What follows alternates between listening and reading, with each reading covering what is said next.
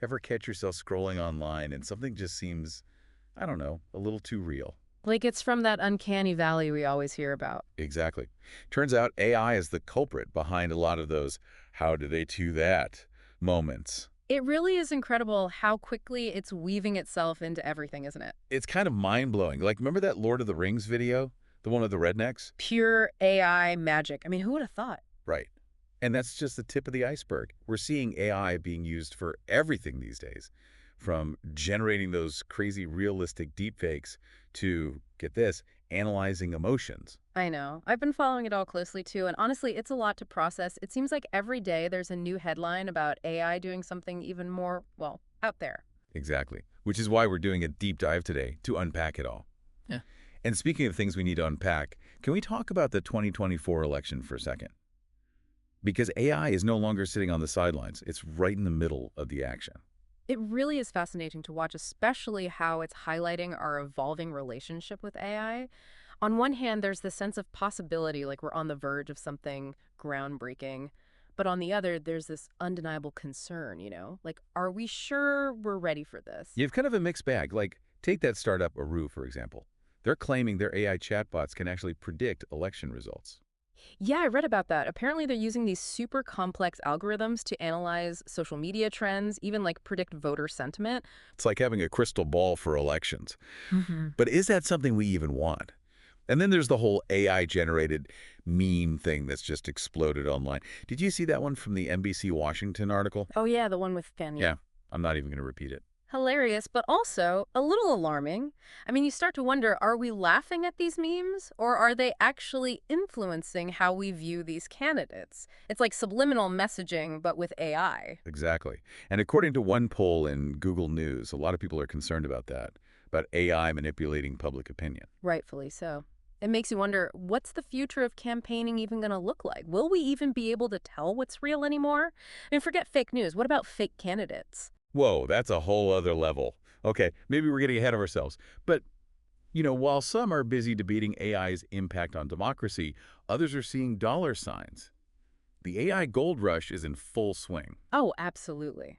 Business Insider reported that in the first half of this year alone, AI startups got over 50 billion with a B in funding.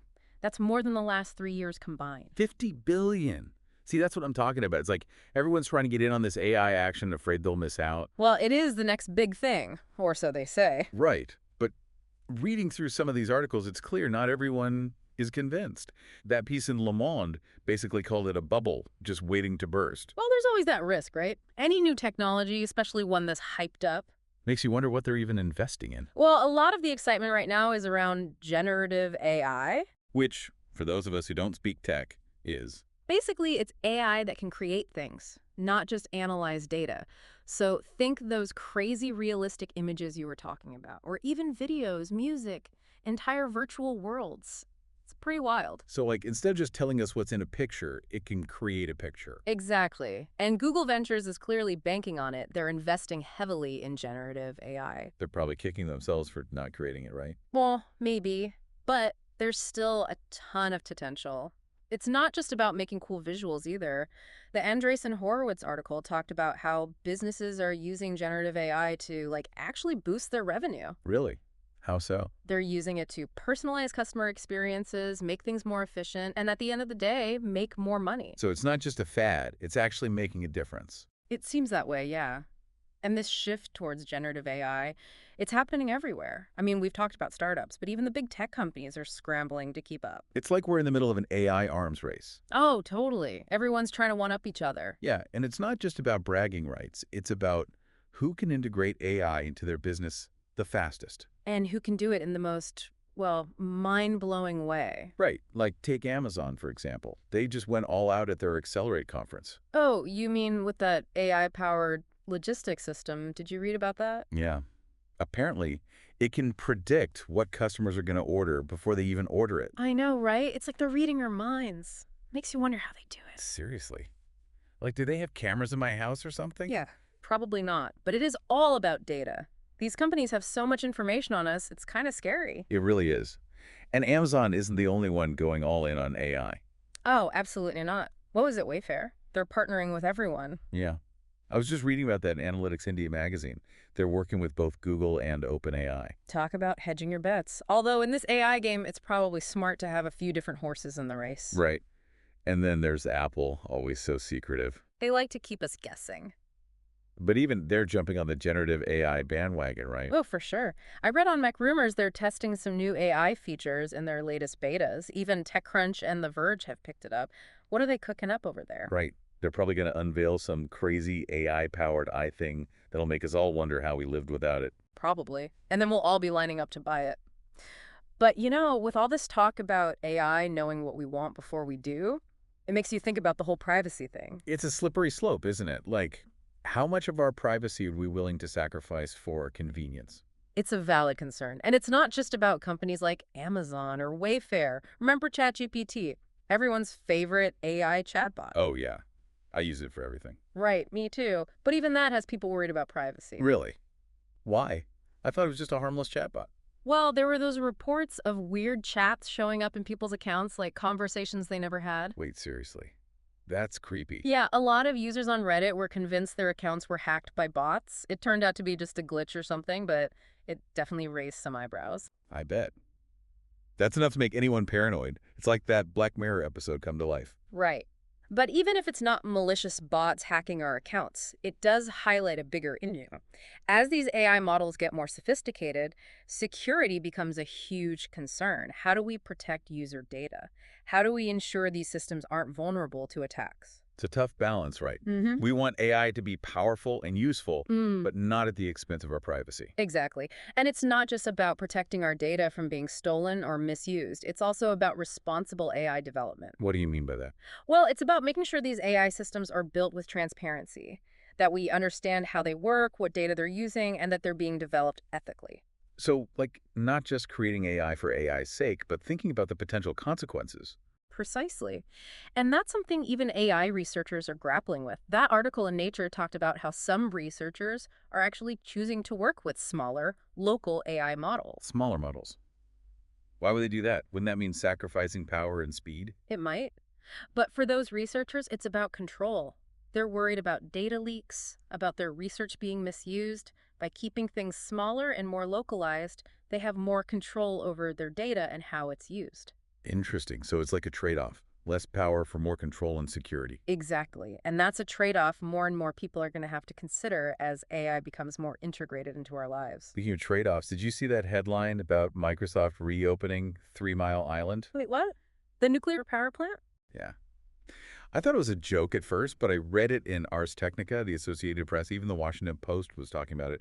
They're reopening it to power their AI data centers. Wow. Yeah. Okay, I did not see that coming. That's something else. Right.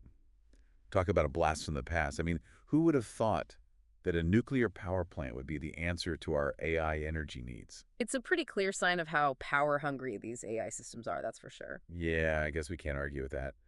But it's a little unnerving, don't you think? Like, what are the environmental implications of all this? It feels like we're trading one problem for another. You do raise a good point. Sustainable energy sources are going to become even more important as AI continues to grow. Definitely. But hey, on a more entertaining note, at least AI is being used to create some cool stuff too, right? Oh, absolutely. It's not all doom and gloom. Did you see that Reddit thread where someone used AI to create an entire podcast about AI writing fiction? Wait, really? That's amazing. So meta. Right. AI writing about AI writing.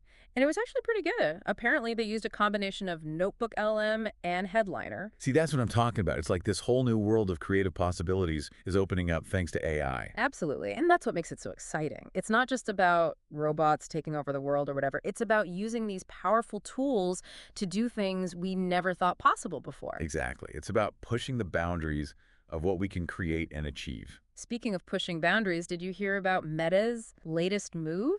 They're going all in on the metaverse. Oh, yeah. Remember MetaConnect 2024? Everyone was buzzing about it. It was hard to miss. They're basically betting the farm that we'll all be wearing smart glasses soon, living our lives in these AI-powered virtual worlds. It all sounds very futuristic, but I have to admit, I'm intrigued. Me too. And they're not just talking about it either. They've actually partnered with Essilor Luxottica to make these smart glasses a reality. No way. EssilorLuxottica, the eyewear giant? The one and only. I read about it on Engadget, and Reuters confirmed it. They're serious about this. It seems like they're really trying to blur the lines between the real world and the virtual one. It's both exciting and a little terrifying at the same time. Oh, definitely. But hey, at least it's not boring. That's for sure. Although, speaking of terrifying, did you catch that whole LinkedIn scandal? Oh, you mean the one where they got caught using our data to train their AI without telling us? Yep, that's the one. Apparently, they were scraping data from our profiles to make their AI smarter, all without our permission. I don't know about you, but I find that a little creepy. Creepy is an understatement. It's a major breach of trust. Right. And they only introduced an opt-out option after they got caught. Talk about too little, too late. And now they're facing a regulatory investigation in the UK. Serves them right, if you ask me. Google News had all the details on that. It really makes you wonder, what are we signing up for? Where do we even draw the line? Yeah, it's a question we're all going to have to answer sooner or later. And it's not just about data privacy, but about the content itself, Like, how do we even know what's real anymore when AI can generate text that's indistinguishable from a human's? It's like that whole seeing is believing thing is out the window. Totally. I was just reading these threads on Reddit where people are using AI to write these, whole conversations. And it's scary how convincing it is. Right. I mean, if you can't even trust what you're reading online anymore, then what can you trust? Exactly. It really makes you question the authenticity of everything. And it's not just conversations either. We're talking about articles, stories, even poems. Yeah, I was just thinking about that. Like, if AI can write a sonnet that's just as good as Shakespeare, what does that even mean for human creativity? It's a mind-blowing concept to wrap your head around, isn't it? And while we're busy pondering these philosophical questions, there are some very real-world implications we have to consider too. Like what? Well, did you see that article in Yahoo News about killer robots being used in the Ukraine conflict? Yeah, that was pretty intense. I mean, we always knew AI would change warfare, but seeing it play out in real time is something else. It's straight out of a sci-fi movie, except this time, it's real life. Exactly. And it's not just about robots on the battlefield either. We're talking about AI-powered surveillance, autonomous weapon systems, the list goes on. It's pretty clear that this technology has the potential to change warfare as we know it. And not necessarily for the better. Exactly. It's a sobering thought, that's for sure. And it just highlights how important it is that we use this technology responsibly. The decisions we make today about AI will have ripple effects for years to come. No pressure, right? Right.